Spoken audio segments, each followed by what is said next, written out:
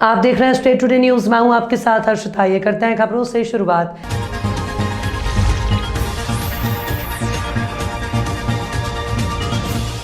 भाजपा मंडल अध्यक्ष मगन सिद्दीकी के नेतृत्व में आज नगर निगम महापौर जगत बहादुर सिंह अन्नू को ज्ञापन सौंपा गया। पिछले दिनों पार्षद के खिलाफ भ्रष्टाचार की शिकायत और पोल खोलने से नाराज होकर उस पर जानलेवा हमला करवाया गया।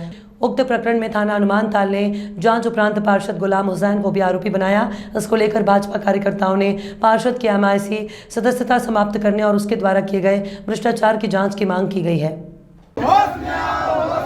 भ्रष्टाचारियों को संरक्षण देना बंद करो, बंद करो, बंद करो। भ्रष्टाचारियों को संरक्षण देना बंद करो, बंद करो, बंद करो। अपराधियों को एमआईसी से बाहर करो, बाहर करो, बाहर करो। अपराधियों को एमआईसी से बाहर करो, बाहर करो, बाहर करो। निगम प्रशासन होश में आओ, होश में आओ, होश में आओ। निगम प्रशासन होश में आओ, होश में आओ, होश में आओ। नगर निगम हम आपकी, नगर निगम हम आपकी। भाजपा प्रतिनिधि मंडल इसके पहले भी एक ज्ञापन लेके आए थे, जिसमें जो हमारे एमआईसी सदस्य हैं गुलाम जी के खिलाफ उनका ऐसा कहना है कि जो उन्होंने सड़कें बनाई थी वो दो बार स्वीकृत हैं अलग अलग मत से, तो उसमें उनके हिसाब से उसमें गड़बड़ियाँ की गई हैं। उसकी जांच के लिए हम लोगों ने पहले ही अधिकारियों को दे चुके हैं। उसकी जांच में क्या स्थिति है उसकी जानकारी ले ली जाएगी। आज उनने फिर हम लोगों को उस बात के लिए जानकारी में लाए हैं और एक एफआईआर भी दर्ज हुई थी, तो उसको लेकर भी उनका कहना है, तो वो ज्ञापन उनसे लिया है। ज्ञापन लेकर उसमें निश्चित तौर पे जो कार्रवाई हो सकती है वो कार्रवाई की जाएगी। हमने 17 अगस्त को महापौर जी को एक भ्रष्टाचार के संबंध में एक आवेदन दिया था। पार्षद गुलाम हुसैन जो वर्तमान में एमआईसी सदस्य भी हैं, उसकी जांच के लिए महापौर जी ने हमसे समय मांगा था। 3 महीने होने के बाद भी अभी तक उसमें कुछ प्रोग्रेस नहीं हुई। इसको लेकर पुनः हमने जो है महापौर कार्यालय का घेराव करके और उनको आवेदन फिर दिया है। चूँकि क्या है, इस आवेदन देने के बाद में हमारे साथियों के ऊपर चाकूबाजी की घटनाएं हुई हैं। उसके संबंध में गुलाम हुसैन के ऊपर एफआईआर हनुमान ताल थाने में दर्ज है। उसके बावजूद ऐसे अपराधी का एमआईसी पर होना और महापौर जी का ऐसे संवेदनशील मामले में खामोश रहना कहीं ना कहीं जबलपुर शहर के हित के लिए अच्छा नहीं है। तो मैं यही चाहूँगा कि अपराधी जो गुलाम हुसैन है उसको एमआईसी से बाहर करके महापौर जी एक जबलपुर को स्वच्छता का अच्छा संदेश दे कि उनकी टीम में अच्छे लोग हैं। किस प्रकार के भ्रष्टाचार उनके द्वारा किए गए? उनके द्वारा भ्रष्टाचार मतलब ये है कि रोडें बनी नहीं है और उसका पैसा उन्होंने निकलवा लिया है। उसका लेटर लगा के पैसा बाकायदा पास हुआ है। वर्तमान में ये स्थिति है कि जिस रोड का पैसा उन्होंने अपने कार्यकाल में निकाला है वो रोड पिछले 15 सालों में नहीं बनी। क्या नाम है आपका? मंगन सिद्दीकी, भाजपा मंडल अध्यक्ष। मुरैना जिले के तहसील परिसर में एक शौचालय का निर्माण कराया गया। ये निर्माण कार्य वर्ष 2016-17 में हुआ है।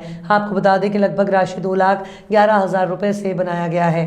केवल ये शौचालय शोपीस बना हुआ है, किसी प्रकार की कोई सुविधा नहीं है। कई दिनों से एक गेट में ताला लटका हुआ है। तहसील के सामने नाला बना हुआ है, जो नाला पंचायत डोंगरपुर मानगढ़ का है।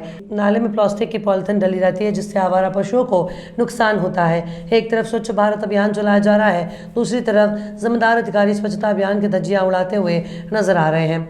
ये कोई और स्थान नहीं है, ये तहसील कार्यालय है। यहाँ तकरीबन 1,1500 ग्रामीण लोगों का आना जाना लगा रहता है और टॉयलेट और शौच के लिए इधर उधर भागते नजर आते हैं। ये शौचालय जब अनुपयोगी है तो पंचायत डोंगरपुर मानगढ़ की तरफ से क्यों बनवाया? साफ तौर पर स्वच्छता अभियान की पोल खोलती नजर आ रही है।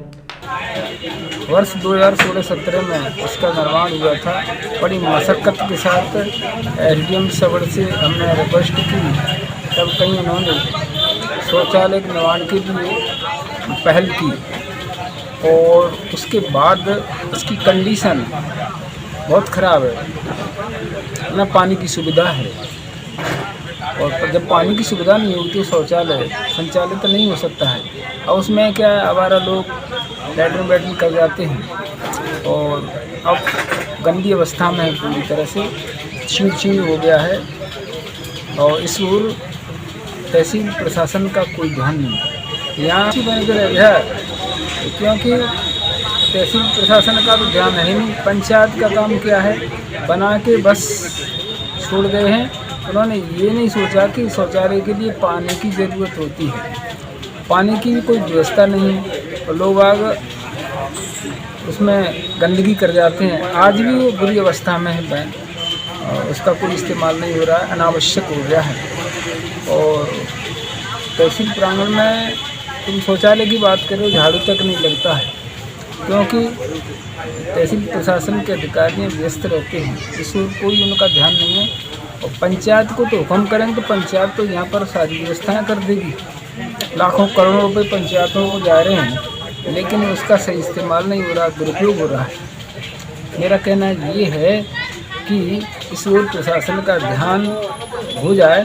और क्षेत्र में 1 से 5 गांव हैं, उन गांवों के लोग यहाँ पर आते हैं, महिलाएं भी आती हैं, शौच के लिए तरसती हैं। कोई यहाँ पर समुचित व्यवस्था नहीं है।